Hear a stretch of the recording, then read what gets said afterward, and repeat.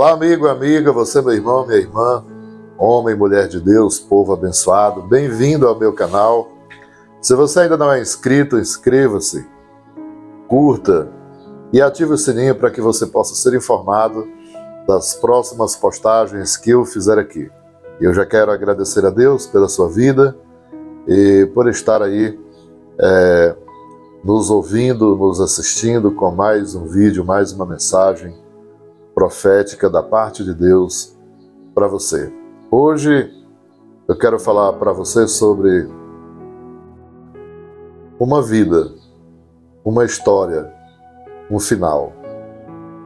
É como se fosse começo, meio e fim. Nós estamos neste mundo, cada um temos uma missão. Nós estamos aqui por um propósito. Nós não estamos por acaso.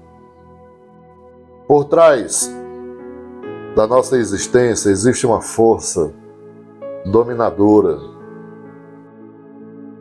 Existe uma força dominadora que é um ser onipotente, onipresente e onisciente, que é Deus. Deus ele não é simplesmente uma força que se move, mas ele é uma força viva, um ser pensante, que planeja tudo o que vai fazer. Tudo o que você pode contemplar em existência ou que existe, foi planejado antes de fazer. Observe bem a construção de uma casa. Todas as dependências, toda a estrutura de uma casa, ela antes foi pensada para depois ser construída. Então Deus pensou em você para que você passasse a existir. A diferença é que nós somos construções vivas e que nós somos construtores da nossa obra. Nós somos aquele ser criado por esta força dominante, pelo Criador, pelo nosso Deus, e que Ele nos deu livre-arbítrio. Nós não somos um objeto morto como uma casa, que para você fazê-la, você tem que pensar em detalhe. Mas só que ela fica ali do jeito que você deixou. E as mudanças que vão acontecendo nela, é você que decide, é você que trata de fazer esses retoques, essas reformas. Já o nosso caso, houve a força pensante antes da existência. Só que depois ele deu todas as ferramentas para a gente mesmo se construir. Eu construo a minha história, eu construo a minha vida. Você constrói a sua história, você constrói a sua vida. Mas Deus nos deu a condição e a proposta de ajuda. Aí, as ferramentas estão aí, você está aí. Se precisar de mim, se quiser a minha ajuda, estou contigo. Estou com você. E como ele disse para Josué, né? Não temas que eu sou contigo, por onde quer que andares. Porque Josué era um homem que andava com Deus. E aqui Deus estava dizendo para ele que por onde ele fosse, ele iria estar junto. Porque Josué havia escolhido servir a Deus, a andar com Deus, a estar com Deus. Eu devo ter escolhido Deus, andar com Deus e estar com Deus, assim como você. Se ainda não houve essa decisão, trate de tomar esta decisão o mais breve possível, porque é para isso que viemos a este mundo. E acompanhe o desenrolar desse comentário, dessa fala que eu tenho com você, que eu vou ter com você durante esses minutos futuros. E veja bem, eu como ser humano, como objeto vivo, com livre associação, livre-arbítrio, tenho poder de escolha, tenho liberdade de escolher, eu vou viver as minhas escolhas. Você vai viver as suas escolhas. É como, por exemplo, tipos de escolhas que eu posso citar aqui algum. A escolha do relacionamento. A princípio, a ideia de um relacionamento é um paraíso. É muito prazer. é muito carinho, é muito amor. Parece para a mulher ter encontrado o príncipe encantado. Parece para o homem ter encontrado a sua princesa. Não demora muito para as máscaras serem tiradas um do outro. E agora, alguém saber quem é quem. E aí? Se querem continuar a construção de uma família, precisa um suportar o outro. Um conviver com o outro perdoando as suas falhas. Você agora vai descobrir nele coisas que você não gosta. Ele vai descobrir nela coisas que ele não gosta. Mas agora estamos em construção, vamos adiante. Foi a minha escolha, foi a sua escolha. Vamos andar junto. E aí vai. Se os dois entrar em consenso mútuo, vai acontecer o quê? Vai acontecer uma construção, uma família, um patrimônio, uma vida, uma história. Vocês vão fazer história. E para se fazer história, na vida vivida, nessa construção, há muitas surpresas, há muitos desertos, há muitos obstáculos, há uma infinidade de problemas que vão surgir ao longo dessa construção, ao longo da vida.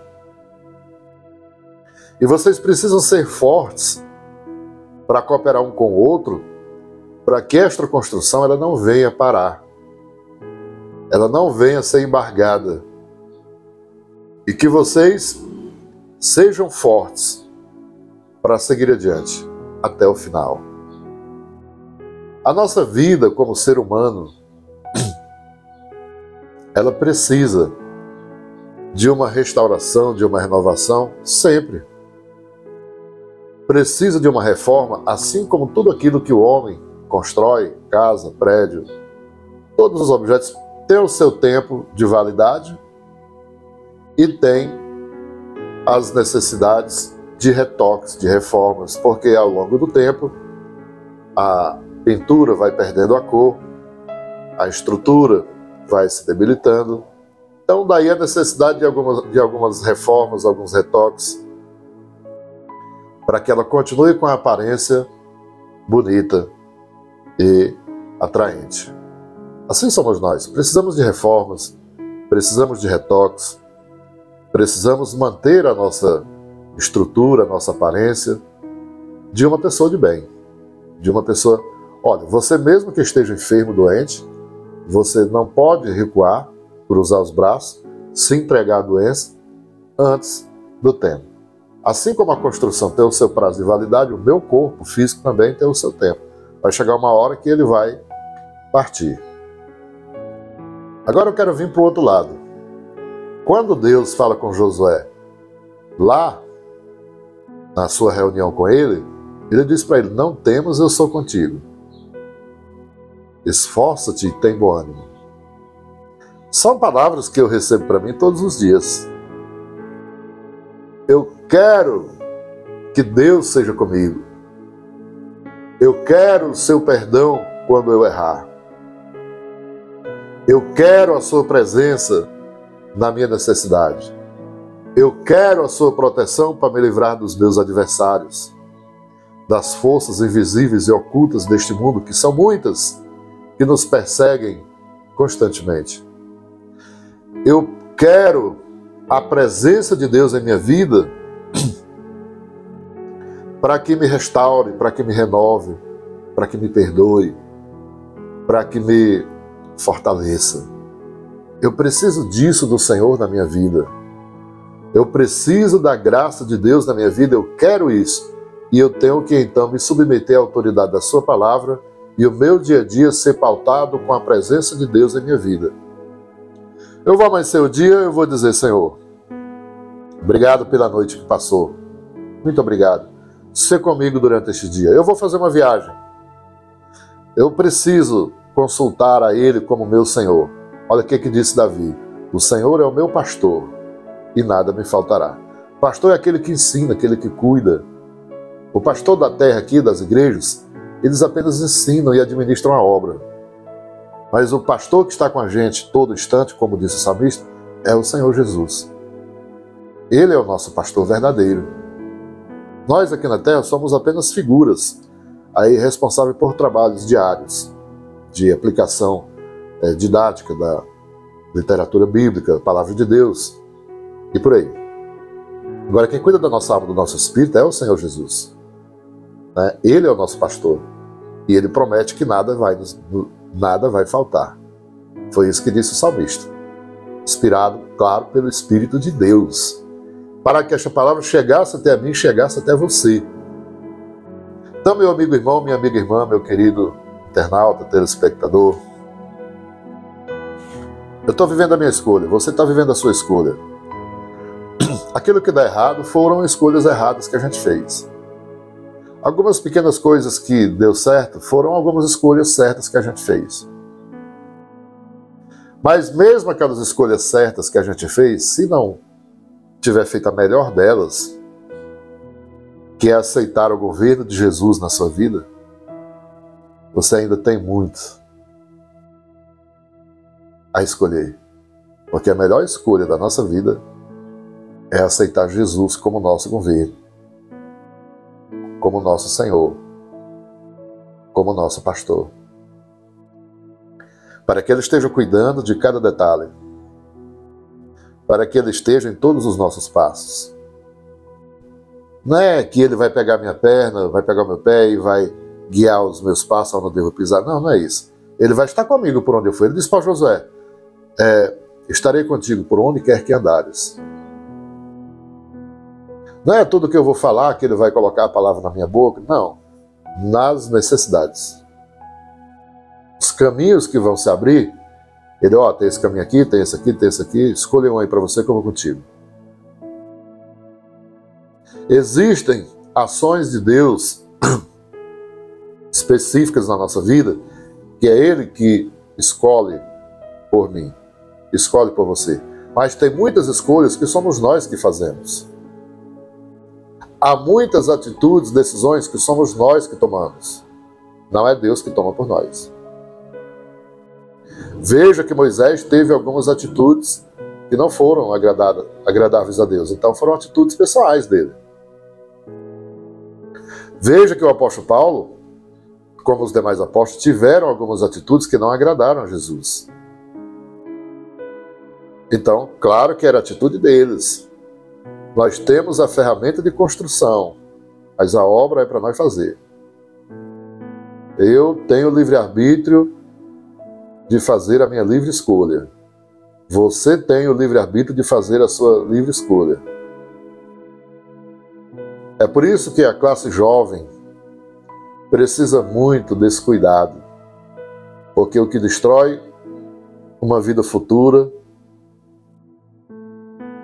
o jovem, quando erra na sua juventude, dificilmente ele conserta no futuro. Eu tive muitas coisas erradas no passado, quando jovem, pois eu vim conhecer a Jesus aos 26 anos de idade. E eu fiz muitas coisas erradas no passado.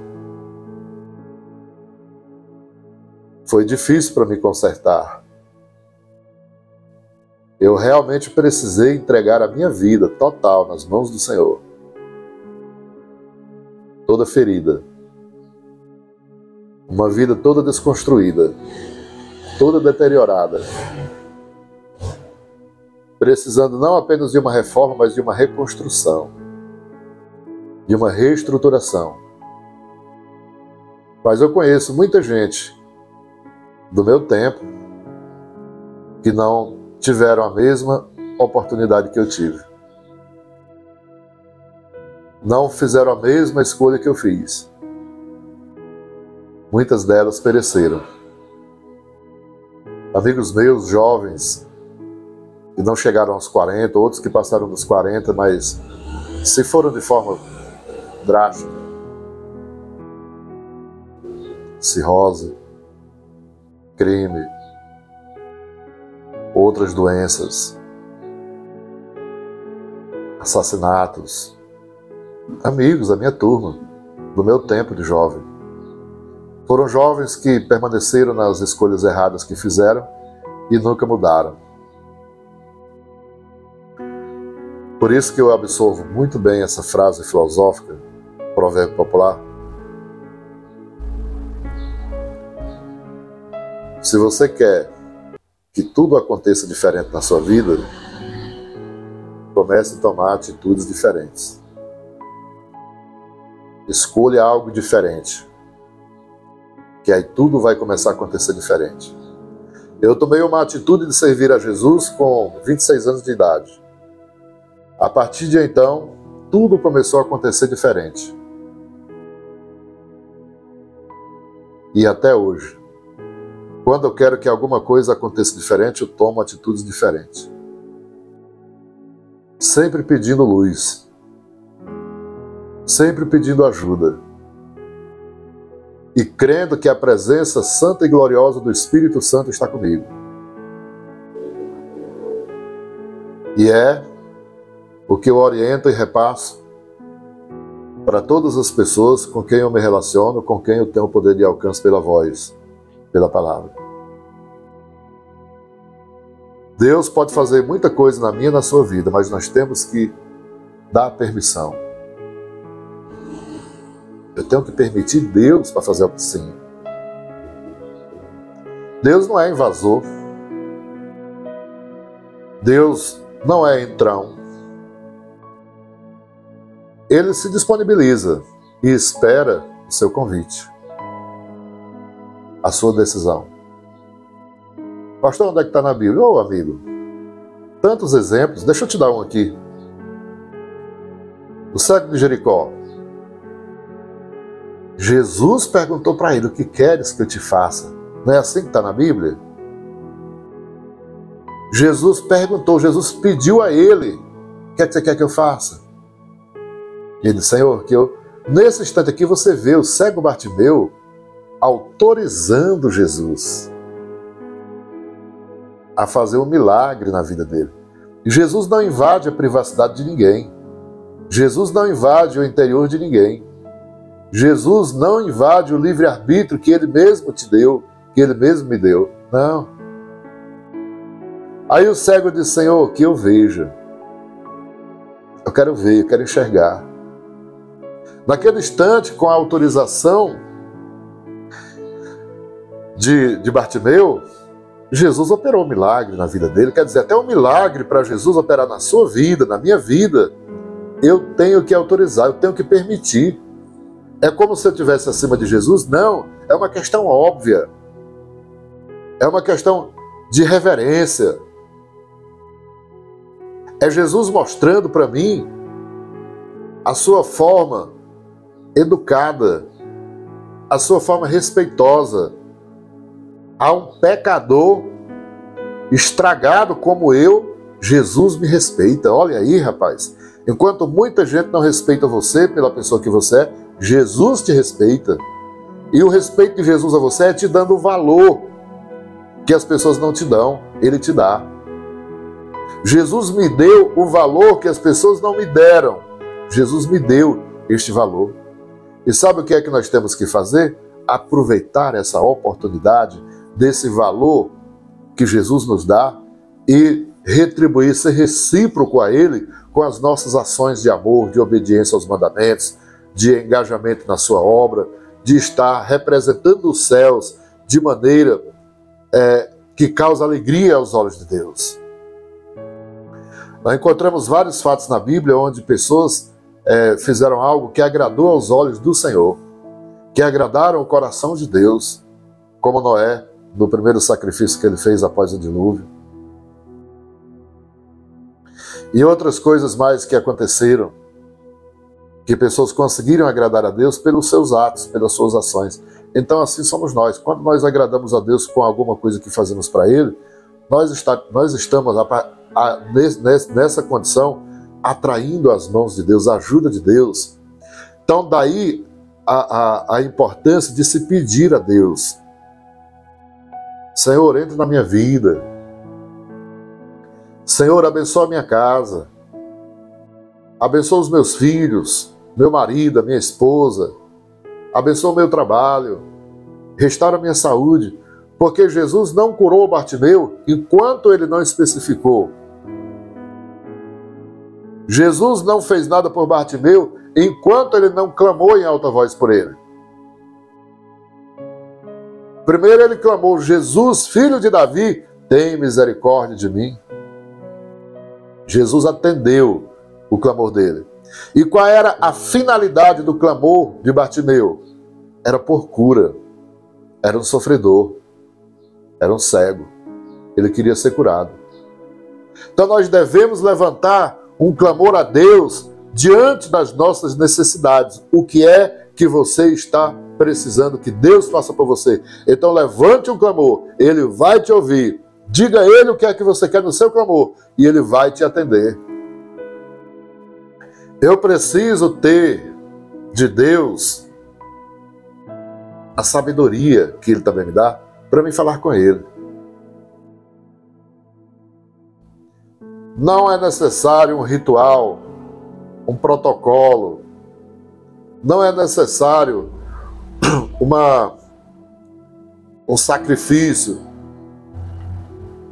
para se falar com Deus. Não. Ele quer um coração contrito, um coração quebrantado. Ele quer humildade da nossa parte. Ele quer ser reconhecido por você como Deus poderoso, capaz de abençoar a sua vida, de mudar a sua história. Ele quer isso. Ele quer ser reconhecido por mim como um Deus onipotente, Deus todo-poderoso. Olha como é que Jesus ensina na oração do Pai Nosso. Pai nosso que estais nos céus, santificado seja o teu nome. Todo diálogo com Deus deve iniciar com exaltação. Exalte o nome do Senhor. Enalteça o nome dele. Reconheça a santidade e soberania dele. Que assim você vai atrair a atenção dele. Ele vai te ouvir e vai te atender. Vai te abençoar. Querido amigo, amiga, você, meu irmão e minha irmã, não tem nenhuma outra forma de conseguir atrair a atenção de Deus senão pelo clamor. A santificação, a obediência aos mandamentos são coisas que a gente deve praticar independente de clamar a Ele ou não. Eu preciso construir na minha vida um caráter de homem, de cidadão e de cristão. Mas a ajuda de Deus na minha vida não vai vir por isso. O milagre do Senhor da minha vida não vai vir por merecimento. Vai vir por reconhecimento da soberania e do poder. Vai vir pelo reconhecimento da minha carência, submissão. Ou seja, eu posso resumir tudo isso em humildade. Eu preciso ter humildade diante de Deus. Eu preciso chegar diante de Deus com humildade. Sabe aquele louvor? Que eu diminua e que Ele cresça. Que Ele apareça e que eu desapareça. Porque para descer, aliás, para subir tem que descer. Para cantar tem que chorar. Para ser forte tem que ser fraco. E para ser grande tem que ser pequeno. Com Deus, aquela ideia de eu me achar, eu querer ser o tal, eu me sobrepor aos demais, eu manter uma postura orgulhosa, vaidosa, isso não funciona para Deus, não. Isso não funciona para o Senhor Jesus. Muitas dessas ideias de pessoas que chegaram até Jesus não foram atendidas. Agora, aqueles que, mesmo sendo pessoas que faziam parte de uma classe elitizada, mas que se utilizaram da humildade para chegar até Jesus, Ele atendeu, de boa. Ele atendeu Jairo, Ele atendeu o jovem rico, Ele atendeu Nicodemos, Ele atendeu diversas pessoas de diversas classes sociais, religiosas inclusive, como Jairo, e os atendeu. Jairo, Jesus deu de volta a filha dele que tinha morrido.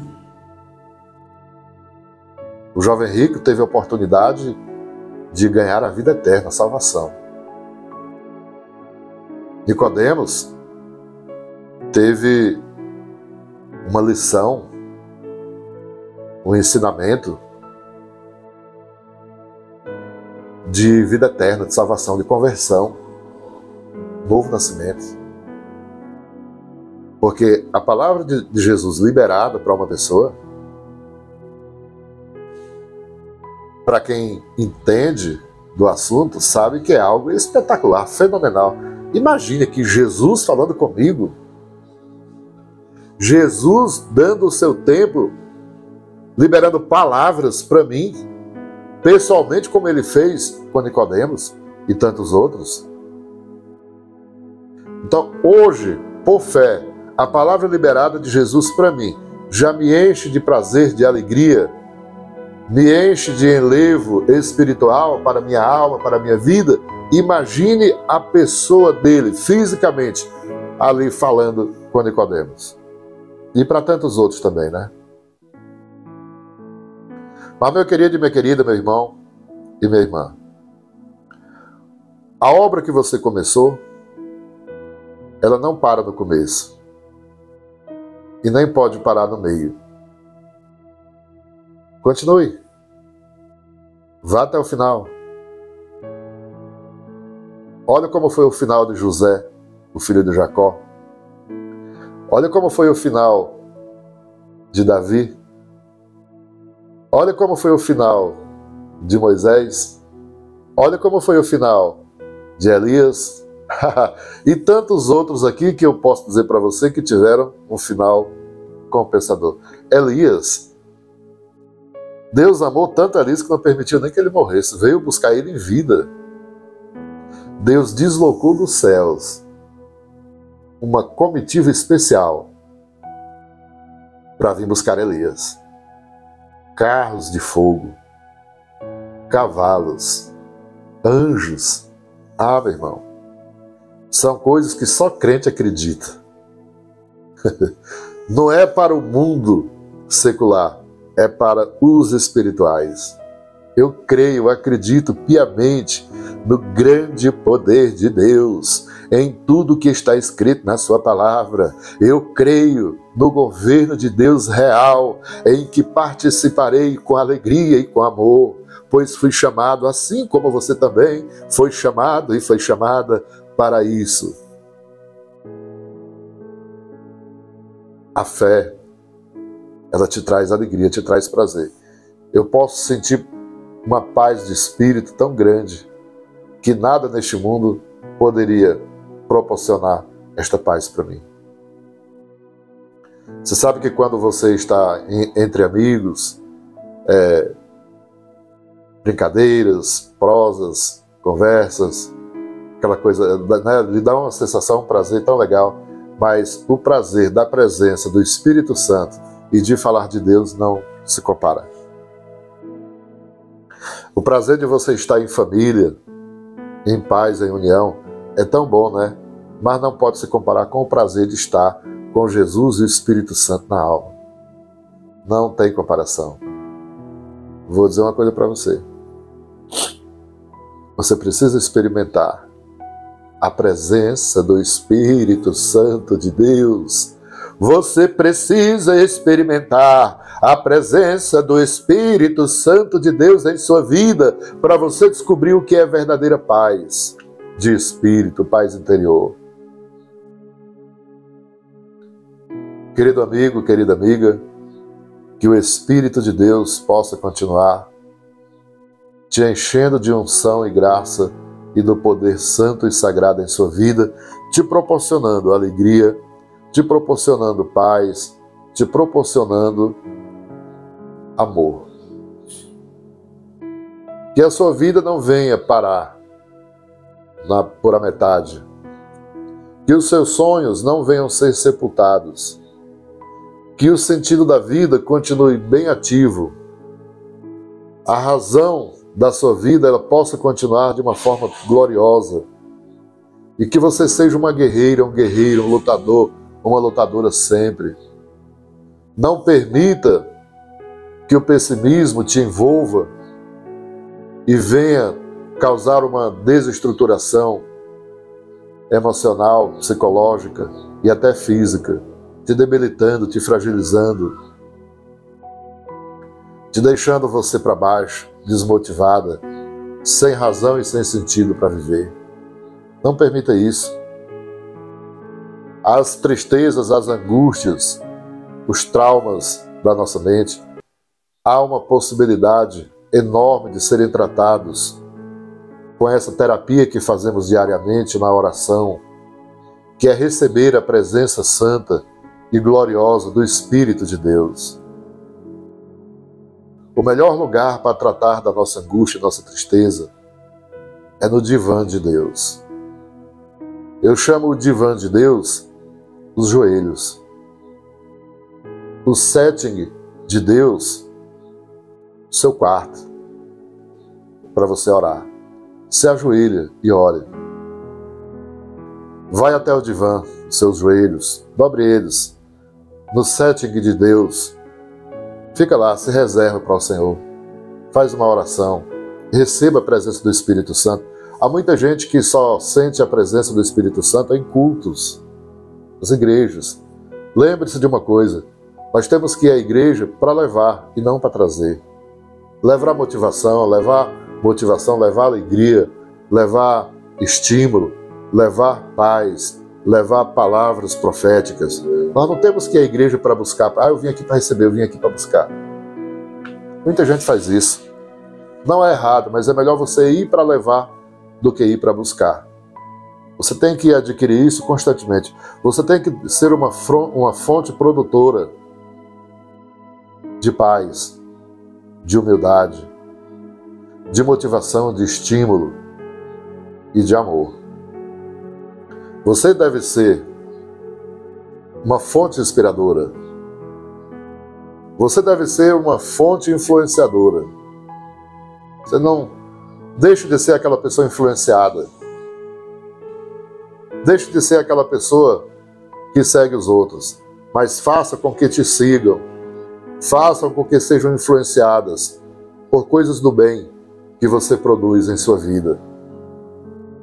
O amor você pode produzir. O respeito você pode produzir.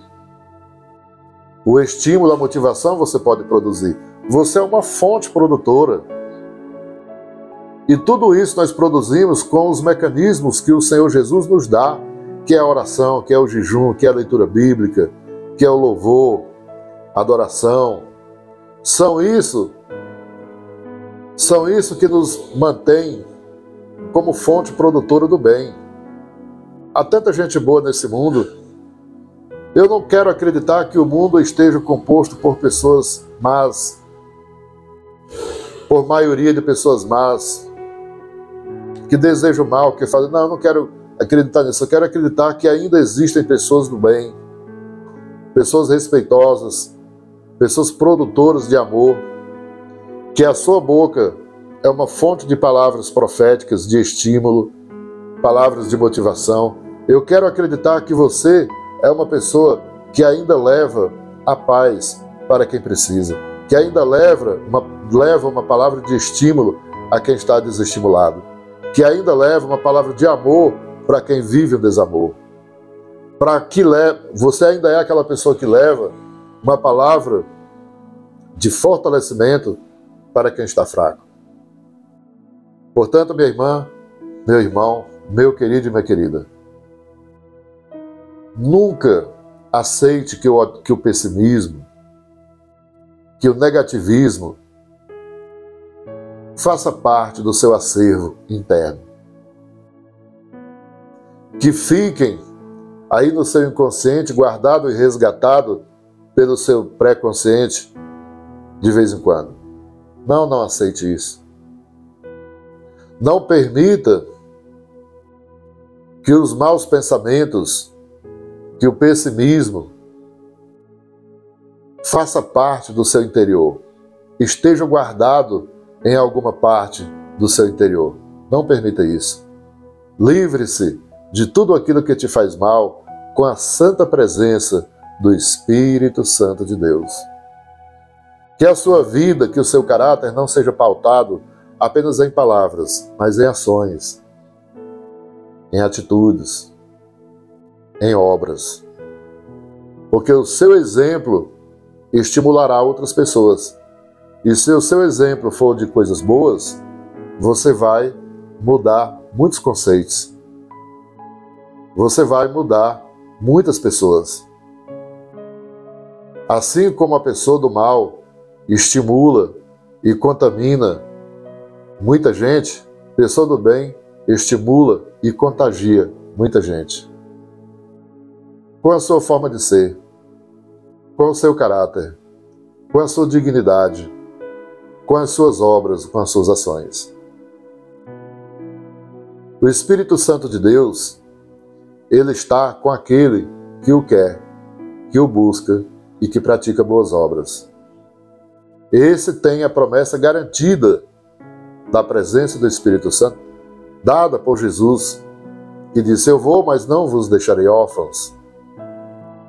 Enviarei o Espírito Santo, o Espírito da verdade, o qual o mundo não pode receber porque não o conhece. Mas vós o conheceis porque habita em vós. Olha que expressão linda de Jesus, de que o Espírito Santo habita em nós. E as obras boas que fazemos é porque aceitamos a conivência do Espírito Santo. É porque aceitamos a presença do Espírito Santo em nossas vidas. Meu amado irmão querido, não há nada mais gratificante do que viver as promessas de Deus. Não há nada mais gratificante neste mundo e nesta vida do que a santa presença do Espírito Santo de Deus em nossas vidas. É bom lembrar que o Espírito Santo, ele é oposto ao pecado. No pecado ele não habita. Precisamos nos libertar totalmente do pecado, para que tenhamos então garantida a presença do Espírito de Deus. Porque se formos conviver no pecado e querer que o Espírito Santo esteja na gente, aí não funciona, viu? Aí quem vai entrar é o outro Espírito e não o Espírito Santo. E aí o outro você já sabe o que é, que ele estimula você a fazer. Que minhas palavras sejam aprovadas pelo Espírito Santo e inspiradas pelo Espírito Santo. Porque com certeza serão palavras de estímulo, de motivação, palavras proféticas, palavras que levantarão caídos, palavras que curarão enfermos, que libertarão oprimidos, palavras que ajudarão pessoas a caminhar, a olhar para a vida e a se valorizarem. Esse é o verdadeiro profeta. Profeta que fala pelo Espírito de Deus. Palavras que agradam aos olhos e ao coração de Deus. É isso que precisamos ser, é isso que devemos ser. O pecado não pode fazer parte da sua vida, da sua rotina. O pecado tem que estar distante de você. Você tem que combater e lutar contra as práticas pecaminosas que hoje muita gente boa estão fazendo por aí. Não queira isso. Não concorde com isso. Seja você. Seja realista, seja sincero. Deixe que o Espírito Santo faça a obra, mas a sua palavra tem grande importância para a vida de um pecador. Veja aquela frase que não vale a pena apenas você dar o peixe para a pessoa comer. O que vale mais que isso é você ensinar a pessoa a pescar. Não vale apenas eu te dar uma feira para você ficar um mês, mas eu lhe ajudar a conseguir um emprego para você sobreviver dele. Poderíamos ter uma sociedade bem mais justa se cada um fizesse a sua parte, procurasse levar palavras de motivação, palavras de ânimo, de alegrias. as pessoas que estão precisando. Às vezes uma palavra vale mais que um prato de comida. Às vezes é o prato de comida que é necessário, mas existem também palavras que substituem dezenas, centenas e até milhares de pratos que alguém poderia receber. Eu gosto muito de depoimentos, de testemunhos de pessoas que foram recuperadas, pessoas de ruas, inclusive, pessoas que viveram calabouço, que tiveram no fundo do poço, mas que alcançaram sucesso. Para mim, os verdadeiros heróis são aqueles que venceram a si próprios, deram a volta por cima, foram restaurados e hoje são gratos a Deus pelo que aconteceu em suas vidas. Elas não atribuem capacidade própria, mas a grande e poderosa misericórdia do Senhor e a presença do Espírito Santo em suas vidas. Para mim, verdadeiros heróis não são aqueles que sobreviveram a guerras, não são aqueles que conquistaram sucesso, não são aqueles que adquiriram grandes patrimônios. Para mim, os verdadeiros heróis são aqueles que vieram de baixo, venceram a si mesmos e deram a volta por cima. Esses são os heróis e heroínas para mim. E é o que a palavra de Deus nos garante, é o que a palavra de Deus nos ensina. Que o nosso pior adversário não é aquele que está à nossa frente. Pode ser aquilo que está dentro da gente, o nosso próprio eu. Então vamos nos despir do nosso eu. E vamos substituir esta presença do meu eu pelo Espírito Santo. Ah, meu irmão, aí a gente vai longe. Aí muita coisa boa vai acontecer. Aí muita coisa boa, muita coisa diferente vai acontecer. Porque agora, como dizia Paulo, não vivo mais eu, mas Cristo vive em mim. Olha que atribuição gloriosa do nosso querido apóstolo Paulo fazia. Ele tributava tudo de bom da vida dele ao Senhor Jesus. E as dificuldades que ele enfrentava, ele dava graças a Deus, porque para ele estava sendo uma nova experiência, um novo aprendizado, e que fazia parte do seu crescimento e do seu amor a Deus. Pois quando ele era perseguido e ele suportava, ali ele estava provando para ele mesmo que ele realmente estava amando a Jesus.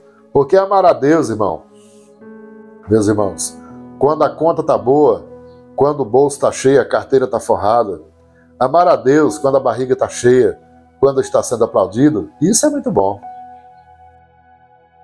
Agora, amar a Deus como estava sendo José levado para a cova no deserto, como estava sendo vendido como escravo para o Egito, quando estava sendo caluniado pela mulher de Potifar, quando foi mandado para o presídio e ele continuar amando a Deus, aí é que é difícil. Mas eram nessas provações que ele, próprio José, estava provando para si mesmo que ele realmente amava a Deus. Há quem diga que José não tinha saída. Tinha. Eu aponto para você vários momentos que ele podia ter fugido e ninguém pegava ele. Ele era um homem do campo. Ele era estrategista. Mas ele não se utilizou de sua sabedoria para fugir como covarde, para fazer mal para ninguém. Como hoje muita gente usa, se julga sábio, se julga inteligente, se julga esperto, mas a sua sabedoria ele usa para fazer mal para as pessoas, para denegrir a imagem das pessoas, para falar mal das pessoas, para prejudicar pessoas, usa para isso. Não sabendo ele que ele está se destruindo a si próprio. Porque Deus pode defender aquela pessoa a qual ele está apontando o dedo, e se Deus estiver com aquela pessoa, ele está enrolado. Porque Deus vai para cima dele. Deus foi para cima dos irmãos de José. José trouxe eles para não matar, para eles não morrer de fome. Mas Deus foi para cima deles. Eles pagaram o preço. Eles tiveram que beijar o chão que José pisava. Eles passaram pela humilhação de vagabundos e ladrões, quando foram pegos com ouro e prata em suas cargas. Eles pagaram o preço, eles sofreram um pouco de tortura. Eles foram perdoados, foram amparados, mas não foi assim do nada. Houve ali um preço a ser pago, um sacrifício a ser feito. Eles foram perdoados? Foram. Mas não foi assim do nada, de graça. Ali era Deus indo para cima deles, né? Eles tiveram que sofrer um pouco do amargo que eles fizeram José passar. Tá? Depois, a misericórdia de Deus os recompensou também, né? Há quem diga que se eles não tivessem feito tudo o que fez, José não tinha chegado aonde estava. Mas Deus tirou proveito da maldade de seus irmãos para promover José. Não é que Deus usou os irmãos de José ou que José tinha que passar por aquilo. Não. Se Deus quisesse ter colocado José por outro caminho, tivesse ter usado outros meios para remunerar José, ele tinha feito. Afinal de contas, ele é o Todo-Poderoso. Agora Deus só deixou essas coisas irem acontecendo, Deus olhando. Deus só olhando. Os irmãos de José vendendo ele, humilhando ele, torturando ele, e Deus olhando. Chega lá num certo ponto, aí Deus decide agir.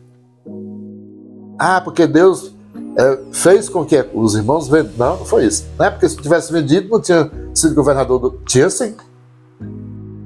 Ou será que Deus não tinha outros mecanismos para se utilizar para fazer isso? Claro que tinha. Há tanta gente infantil com relação à interpretação da palavra de Deus, minimizando o poder de Deus, colocando Deus em uma posição, em uma condição de aprendiz, de amador. Peraí, gente. Tinha toda uma outra situação para Deus criar, sem machucar José em nada, para Deus colocar ele lá onde ele colocou. Ah não, Deus tirou proveito daquilo. Aí aqui eu aprendo que o que estão fazendo comigo ou o que estão fazendo com você, não sei, mas Deus pode tirar proveito disso e colocar você numa condição de vitorioso, de vitoriosa. Assim como ele pode fazer comigo também, com todos nós, né? Então, meu irmão e minha irmã, meu amigo e minha amiga, não pare no meio do caminho. Não recue agora, não cruze os braços. Continue construindo a sua história. Continue desenvolvendo a sua vida. Porque Deus te chamou para a batalha. Deus te chamou para guerrear. Sabe por quê? Porque você é vencedor. Você é vencedora. E a força de vitória é Ele que colocou na nossa vida. Já está comigo. Já está com você. Louvado e glorificado seja o nome do nosso Deus Todo-Poderoso. Quero aqui agradecer por você que vem acompanhando esse vídeo desde o início, um pouco longo, né? Mas tenho certeza que valeu a pena para você e dessa palavra muita coisa você pode tirar daqui e colocar em prática na sua vida e com certeza vai mudar muita coisa e você vai melhorar. Creio que a partir de agora você receberá de Deus uma renovação de forças para que você continue a sua jornada, a sua luta e possa acreditar na vitória que Deus tem preparado para você. Não se abata, não se abale pelos pessimistas, pelos adversários, por aqueles que te desejam mal, que não querem ver o seu bem. Não se preocupa mais com isso. Deixa que Deus está tomando conta disso. E se você assim se manter, Deus vai para cima deles. Deixa essa parte com Deus, que Ele sabe tratar muito bem. Assim como Ele tratou com os irmãos de José, Ele vai tratar com os teus inimigos, teus adversários, como também está tratando e vai tratar com os meus e os nossos adversários. A dica é: entrega tudo para o Senhor. É como disse também o salmista, né? Entrega o teu caminho ao Senhor, confia nele e Ele tudo fará. Aquela outra passagem também que diz: lançai todas as vossas ansiedades aos pés do Senhor.